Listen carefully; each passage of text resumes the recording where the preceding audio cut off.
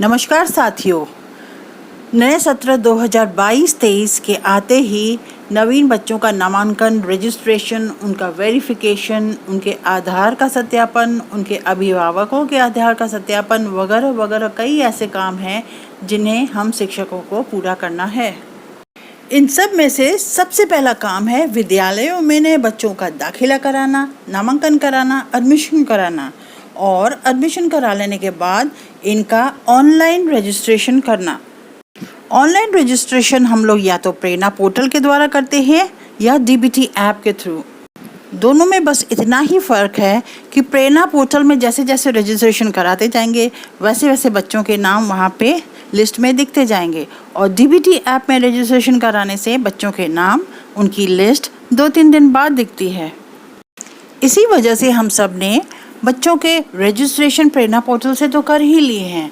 अब हम बाकी सारे आगे के काम डीबीटी ऐप के ज़रिए करेंगे। डीबीटी ऐप यूज़ करने वालों के लिए एक अच्छी खबर, डीबीटी ऐप का नया वर्जन आ गया है, वर्जन 21। जब भी कोई वर्जन नया आता है तो उसमें नए फीचर्स भी ऐड होते हैं। आइए हम लोग देखें डीबीटी ऐप में कौन कौन से नए फीचर्स ऐड किए गए हैं। डीबीटी ऐप का पहला फीचर जो पुराने वर्जन में भी था वो है न्यू रजिस्ट्रेशन। आइए इस पर काम करके देखें। न्यू रजिस्ट्रेशन के अंतर्गत हमें 2 और ऑप्शंस में काम करने का मौका मिलेगा। पहला है न्यू रजिस्ट्रेशन जिसमें हम लोग नए बच्चों का रजिस्टर करेंगे और दूसरा है न्यू रजिस्ट्रेशन रिपोर्ट जिसमें कि सारे रजिस्टर्ड किए हुए बच्चों की लिस्ट दिखेगी। एक बच्चे का रजिस्ट्रेशन करके देखते हैं। न्यू रजिस्ट्रेशन पर क्लिक करें, अगला स्क्रीन मैसेज आएगा वो पढ़ लें और यस पर क्लिक कर दें।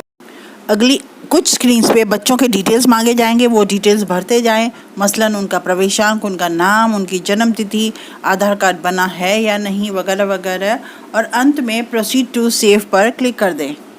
अगर बच्चे का आधार कार्ड नहीं बना है तो आगे बढ़ जाएं और नीचे अभिभावक के आधार का वेरिफिकेशन कर दें। रजिस्ट्रेशन प्रोसेस पूरा होता है। अब आइए देखें दूसरा फीचर। डीबीटी ऐप का दूसरा नया फीचर बेनिफिशियरी फ़ोटो अपलोड 2021-22। इस फीचर के अंतर्गत हमें पिछले सत्र यानी कि 21-22 के स्टूडेंट्स के फ़ोटोज़ अपलोड करने हैं। इसमें 2 बातें ध्यान में रखें। पहली, इसमें सिर्फ उन्हीं बच्चों के फ़ोटो खींचने के ऑप्शंस आएंगे जिनके पेरेंट्स के खाते में पैसा आ चुका है। दूसरा, बच्चों की फ़ोटो उनकी प्रॉपर स्कूल ड्रेस में, जूते मोजे के साथ, बैग के साथ खींची जाए। आइए देखें कैसे। बेनिफिशियरी फ़ोटो अपलोड 2021-22 पर क्लिक करें। पिछले सत्र के लाभान्वित बच्चों की लिस्ट सामने आ जाएगी। इस लिस्ट से हमें यह भी फ़ायदा होता है कि हमें एग्जैक्टली पता चल जाता है कि कितने लोगों को वाकई में पैसा बैंक में आ गया है। मान लीजिए कि सुनिधि नाम की इस बच्ची का फ़ोटो हमें अपलोड करना है, तो सबसे पहले नीचे दिए गए कैमरा के चित्र पर क्लिक करें। कैमरा खुल गई, बच्ची सामने प्रॉपरली खड़ी है। नीचे दिए गए फिर से कैमरा के चित्र पर क्लिक करें। प्लीज़ वेट के ओके बटन पर क्लिक करें। लीजिए, बच्चे की डिटेल के सामने उसकी फ़ोटो भी आ गई। अब सिंक डेटा पर क्लिक कर दें। डीबीटी ऐप का third feature DBT direct beneficiary transfer. इसके अंतर्गत हम लोग 6 और काम करेंगे।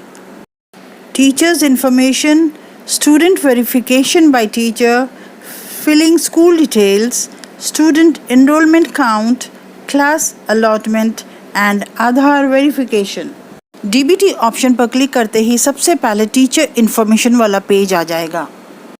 इस पेज में स्कूल में कार्यरत सभी टीचर के डिटेल्स नाम के साथ लिखे रहेंगे।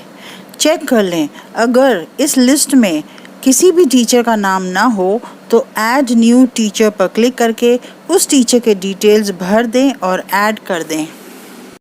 दूसरी ओर, अगर कोई टीचर अब फ़िलहाल इस स्कूल में नहीं पढ़ाते तो उनको रिमूव करने के लिए रिमूव टीचर पर क्लिक करें।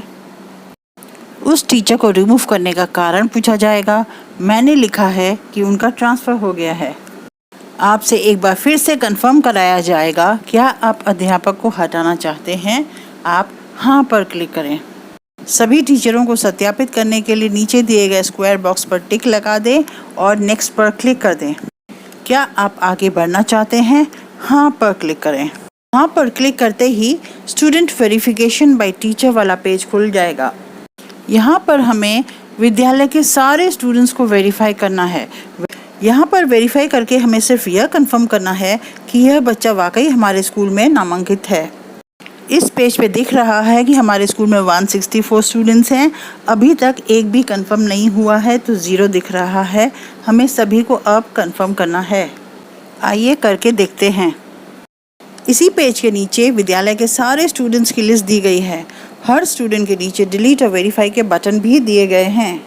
वेरीफाई पर क्लिक करते ही आपसे पूछा जाएगा, क्या आप छात्रों का वेरिफिकेशन करना चाहते हैं? हाँ पर क्लिक करें। देखिए, अब टोटल वेरीफाइड स्टूडेंट्स की संख्या 1 हो गई और रिमेनिंग स्टूडेंट्स हो गए 163। बस इसी तरह आप सारे छात्रों को वेरीफाई करते चलें। इसी तरह अगर किसी छात्र को आप डिलीट करना चाहते हैं तो आप डिलीट पर प्रेस करें। डिलीट करने का कारण पूछा जाएगा, आप कारण बताएं। अगर कोई भी कारण ना समझ में आए तो उस अन्य वाले ऑप्शन पर क्लिक कर दें। सारे बच्चों को वेरीफाई कर लेने के बाद नीचे दिए गए नेक्स्ट बटन पर क्लिक करें। खुल जाएगा फिल स्कूल डिटेल्स वाला पेज। इसमें सब कुछ पहले से ही भरा हुआ है, आपको सिर्फ अपने स्कूल का UDAS कोड भरना है।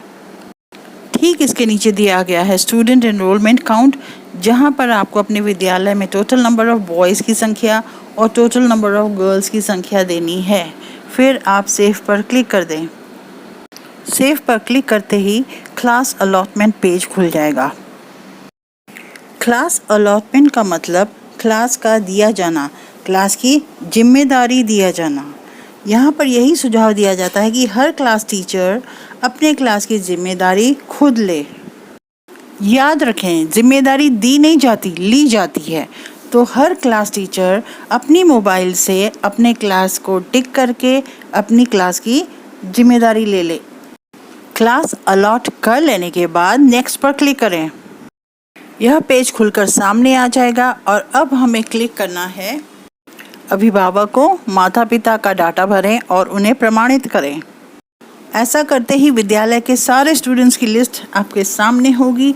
आप अपने क्लास के बच्चों को सिलेक्ट करते करते उनका विवरण भरते चलें। रजिस्ट्रेशन के समय आपने बच्चे की जो जो डिटेल्स भरी थी वो सारी आपको पहले से दिख जाएगी। जहाँ जहाँ आपको चेंज करना वहाँ पे चेंज करते चलिए। प्रवेश तिथि में सभी बच्चे का 8 मई 2022 दिखा रहा है। इसे आप अपने हिसाब से अपनी SR रजिस्टर के हिसाब से चेंज करते चलें। केयर ऑफ या सन ऑफ के साथ बच्चे का संबंध, माता हो या पिता हो, कुछ भी सिलेक्ट करके आप लिखें। फिर उसी केयर ऑफ या सन ऑफ का नाम भी लिखें। यहाँ पर मम्मी का नाम दिया था केयर ऑफ में, तो रानी पटेल हमने लिख दिया। उसके बाद आप बच्चे का आधार नंबर डाल दें। क्लिक हेयर टू वेरीफाई आधार पर क्लिक कर दें। फिर आपसे एक बार फिर से कंफर्मेशन लिया जाएगा। एक बार देख लीजिए सारी डिटेल्स, अगर सही है तो प्रोसीड पर क्लिक कर दें। अभिभावक के आधार का सत्यापन हम लोगों ने रजिस्ट्रेशन के समय ही कर लिया था, इसलिए सारी डिटेल्स यहाँ पे दिख रही है। उसके बाद उनका बैंक अकाउंट का भी सारा इन्फॉर्मेशन वहीं पे दिख रहा है। बच्चे के आधार को प्रमाणित कर लेने के बाद प्रमाणित छात्र संख्या 1 हो गई है और अभिभावकों और माता पिता का डेटा भरें और सत्यापित करें कि संख्या 163 हो गई। हर एक प्रमाणित किए गए छात्र को सिंक्रोनाइज ज़रूर करें। उसके लिए आप यहाँ पर क्लिक करें। अगली स्क्रीन पर क्लिक हियर टू सिंक्रोनाइज पर क्लिक करें। अभी यह रिकॉर्ड सर्वर पर नहीं भेजे गए रिपोर्ट में है। जब यह सिंक्रोनाइज हो जाएगा तब सर्वर पर भेजी गए रिपोर्ट में पहुंच जाएगा। हाँ साथियों, एक और ज़रूरी बात, DBT ऐप के इस वर्जन में एक और चेंज आया है। पहले हम लोग छात्र के अभिभावक के तौर पर उसके किसी भी रिश्तेदार के आधार की वेरीफाई कर लेते थे, लेकिन अब ऐसा नहीं होगा। अगर बच्चे के माता या पिता जिंदा हैं तो उन्हें 15 दिन की मोहलत देकर आधार कार्ड बनवाने के लिए कहें और उन्हें सत्यापित करें। ऐसे में अभिभावक के आधार सत्यापन की वही प्रक्रिया दोहराई जाएगी जैसा कि हम लोग पहला कर चुके हैं। अंतर बस इतना है कि किसका आधार सत्यापित करना है की जगह हम लोग माता या पिता का नाम डालेंगे। अगर माता पिता जिंदा नहीं है तो ही उसके किसी अन्य रिश्तेदार को अभिभावक के तौर पर माना जाएगा और उनका आधार कार्ड सत्यापित करना होगा।